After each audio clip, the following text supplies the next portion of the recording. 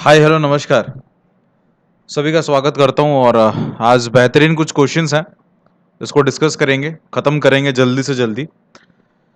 मैं चाहता हूं कि आप लोग अगर टेस्ट सीरीज लेना चाहते हैं, प्रैक्टिस करना चाहते हैं तो गो कोरोना कोड यूज़ करके हमारे इस वाले साइट पे जाके फ्लैट 50% ऑफ में आप खरीद सकते हैं। टेलीग्राम पे जुड़ जाइएगा, इसका पीडीएफ और बहुत कुछ ऐसे चीज़ें हैं जो आपको वहाँ पे मिल जाएगा। दुख होता है, इतना मेहनत करते हैं आप लोगों के लिए, लेकिन कुछ लोगों को लगता है कि आशीष सिंह नाटक करता है और आशीष सिंह आप लोगों को प्यार नहीं करता है, आशीष सिंह आपको पढ़ाता नहीं है, आशीष सिंह फलाना है ढिमकाना है।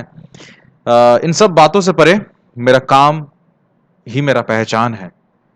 लता जी ने एक बार तो बोला था ना कि मेरी आवाज़ ही मेरी पहचान है, ठीक उसी तरह मेरा काम ही मेरा पहचान है।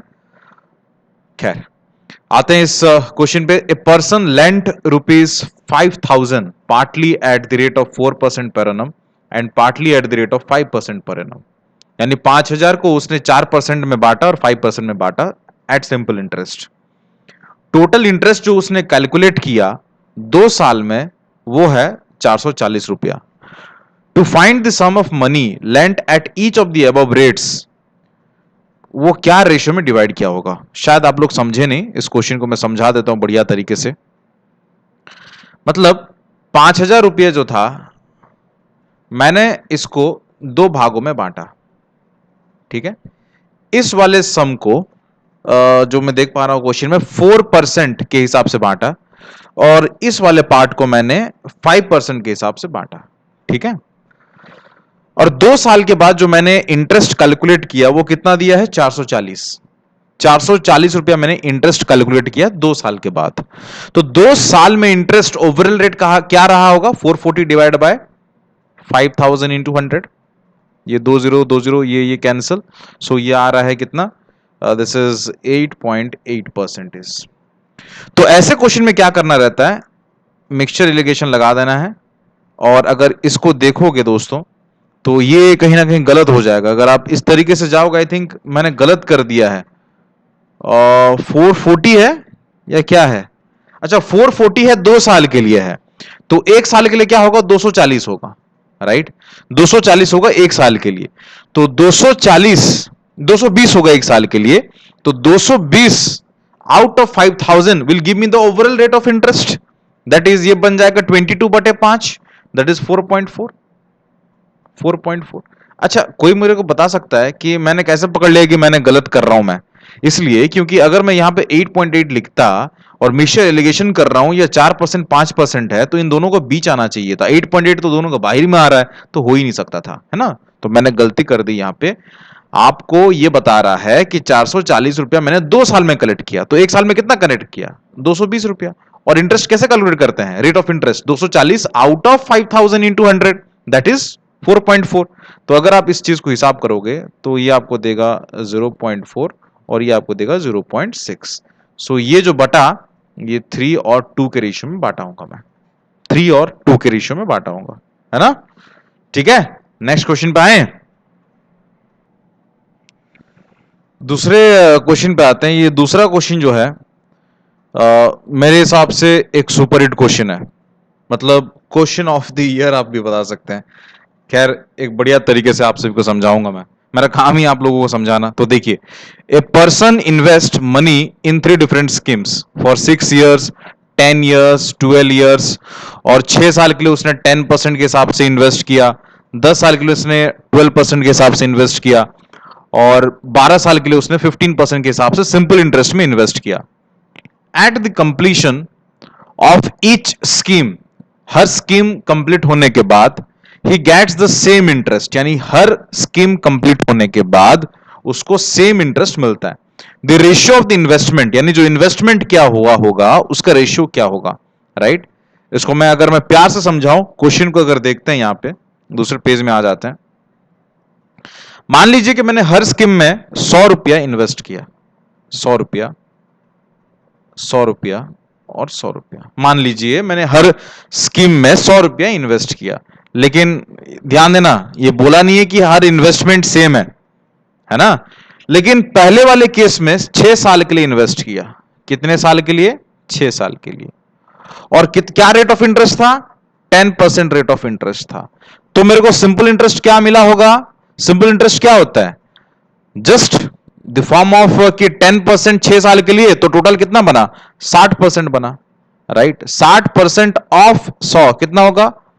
60 रुपया होगा। तो मेरे को सिंपल इंटरेस्ट 6 साल के बाद कितना मिला होगा? 60। दूसरे स्कीम में मैंने क्या किया, मैंने 10 साल के लिए इन्वेस्टमेंट किया, लेकिन यहां पे 12% के हिसाब से, राइट? तो 10 साल के लिए 12%, तो टोटल रेट ऑफ इंटरेस्ट क्या बना? 120%। 120% ऑफ 100, 120 रुपया। तो मेरे को सिंपल इंटरेस्ट क्या मिला होगा? 120 रुपया। थर्ड वाले केस में क्या बोल रहा है दोस्तों? 12 साल के लिए इन्वेस्ट किया, लेकिन 15% के हिसाब से किया। सो 12 साल के लिए 12 इंटू 15, 180%, दैट इज ये मेरे को देगा 180 रुपया। मेरे को एक बात बताइए, क्वेश्चन में आपको बोला था कि सिंपल इंटरेस्ट जो भी मिलेगा वो आपका क्या होगा? बराबर होगा। बराबर करने के लिए आप लोग को क्या करना पड़ेगा? इसको मुझे 3 से मल्टीप्लाई करना पड़ेगा, इसको 1.5 से, और इसको 1 से, राइट? कहीं गलत तो नहीं बता रहा? सो इंटू 3 मल्टीप्लाई किया तो ये भी इंटू 3 हो जाएगा, तो रेशियो ये वाला क्या बनेगा? 3 इंटू 300, 300, राइट? 1.5 मल्टीप्लाई करूंगा तो क्या मिलेगा? 150, राइट? 1 मल्टीप्लाई करूंगा तो क्या मिलेगा? 100। ये हमारा इन्वेस्टमेंट है, ये हमारा इन्वेस्टमेंट है। तो रेशियो निकाल सकते हैं आप लोग। रेशियो जो आपका आएगा वो 0.005, 2 जा 5, 3 जा एंड 5 6 जा 6:3:2, 6:3:2 इज द आंसर। बात समझ में आया? मैं मानता हूं कि ये वाला जो क्वेश्चन है, ये तो एक और बढ़िया क्वेश्चन है। देखिए यहां पे लोग कंफ्यूज हो जाएंगे, और कंफ्यूजन का जो पॉइंट है वो कौन सा है मैं आपको बता देता हूं। देखिए, a man invest some money continuously for 3 years at the rate of 11% per annum. ठीक है, यानी हर साल वो 11% के हिसाब से वो जो है इन्वेस्टमेंट कर रहा है। 3 साल के लिए किया उसने। After 3 years the man got this much money from the bank, bank से उसको इतना रुपया मिला। Then find what money invested every year, यानी हर साल उसने इन्वेस्ट कितना किया। ये है आपका पॉइंट ऑफ जहां पे आप करेक्शन करना चाहिए आपको। देखिए गलती क्या होगा, लोग क्या सोचेंगे कि सर 3 साल है, 11% है, तो बन गया ये हमारा कितना? 133%, राइट? 133% बराबर इतना बोल देंगे, और कितना इन्वेस्ट किया तो 100% का वैल्यू निकालेंगे। यहां पे गलती हो जाती है, ध्यान से सुनिएगा, राइट? अब देखो क्या है, मान लो कि उस बंदे ने 100 रुपया इन्वेस्टमेंट किया। कितना इन्वेस्टमेंट किया? 100 रुपया इन्वेस्टमेंट किया। जब 100 रुपया इन्वेस्ट करता है और 1 साल के बाद उसको एसआई कितना मिलता है, कोई बता सकता है? 11% मिलता है। अगले साल देखिए, then find what money invested. अब उसको रिटर्न मिलेगा ना दोस्तों, अब उसको बैंक ऐसा है कि अब उसको रिटर्न देगा।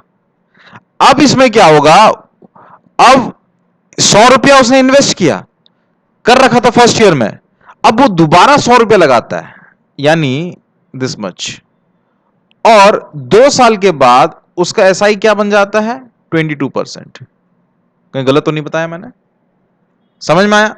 3 साल के बाद क्या होता है, इतना तो इन्वेस्ट कर रखा था वो पहले, एक और 100 रुपया जोड़ देता है, और 3 साल के बाद एसआई का क्या बनता है उसका? 33%, राइट? अब ये फिगर हमको करना है। एक लाइट पेन ले लेता हूं मैं। ये फिगर हमको देखना है, ये वाला फिगर, राइट? इसमें टोटल इन्वेस्टमेंट कितना आया? 300 रुपये उसने इन्वेस्ट किया, राइट? उसने 300 रुपया इन्वेस्ट किया, लेकिन कलेक्ट कितना किया उसने? 33%, 22% एंड 11%, 66% कलेक्ट किया। क्या कलेक्ट किया? 66% रिटर्न उसने कलेक्ट किया। दैट मीन्स 66% अगर उसने कलेक्ट किया तो at the end of 3 years उसके पास एसआई कितना बना है 66 रुपीज, क्योंकि उसका प्रिंसिपल इन्वेस्टमेंट क्या था 100। Got it? अब समझ में आया? सो उसका टोटल क्या बनता है? This is 366। 366 is the investment amount. Got it? अभी क्या है, ये 366 नहीं दिया है, वो दिया कितना रखा है? वो दिया रखा है 30012, यानी 366 का जो वैल्यू है वो 30012 है। पूछ के रखा था इन्वेस्टमेंट पर ईयर, यानी 100 का वैल्यू क्या हो जाएगा दोस्तों, 100/366 इंटू 30012। इसका जो भी आंसर आएगा वही आपका आंसर है। Got it? नेक्स्ट क्वेश्चन पे आते हैं। कुछ आप लोगों के लिए भी रखते हैं। क्वेश्चन देख लीजिए, आपके सामने ये है।